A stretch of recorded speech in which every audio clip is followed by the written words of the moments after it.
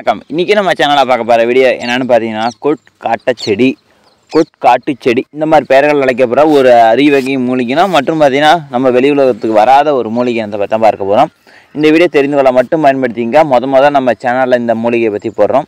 இதன் வளர்ப்பு பார்த்தோமா, இது ஒரு பருப்பு வகை குடும்பத்தை சேர்ந்தது. இது ஒரு புதர் செடி. அதிக அளவு பார்த்தீங்கன்னா இது விவசாயத்திலையும் பயிர் மேம்பாடு மற்றும் தீவனம் சாயங்கள் அதிகம் தயாரிப்பில் இது பயன்படுவதாக சொல்லப்படுது இப்படின்னு ஒரு நெட்டில் குறிப்புகள் இருக்குது. மேற்கு தொடர்ச்சி மலைகளில் தான் இந்த வீடியோ நான் எடுத்தேன். கிட்டத்தட்ட ஏற்காடுலேருந்து கொஞ்சம் உள்ள ஒரு கரடியூர் அப்படிங்கிற ஒரு ஊருக்கு போகிற வழியில் பார்த்தீங்கன்னா இந்த மூலிகை இனங்கள் ஒரே ஒரு இடங்களில் மட்டும்தான் நாங்கள் பார்த்தோம். ஒரு இடத்துல பார்த்தோன்னா ஒரு குயிலாகவே இந்த இடத்துல மூலிகை இருந்துச்சு.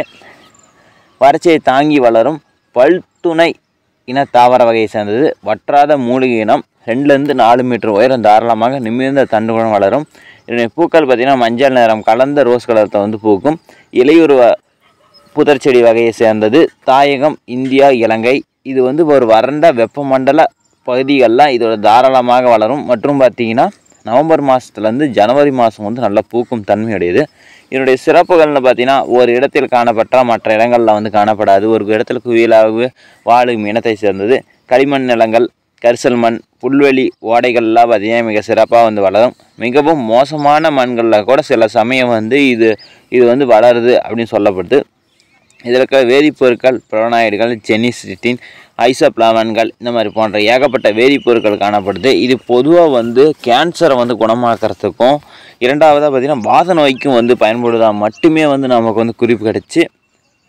இது மட்டும் இல்லாமல் பார்த்திங்கன்னா சில கிராம பகுதிகளில் பார்த்திங்கன்னா இந்த மூலிகையை சாதாரண விவசாயத்தில் உரமூட்டையாகவும் தலை சத்துக்காகவும் பயன்படுத்துகிறாங்களாமா.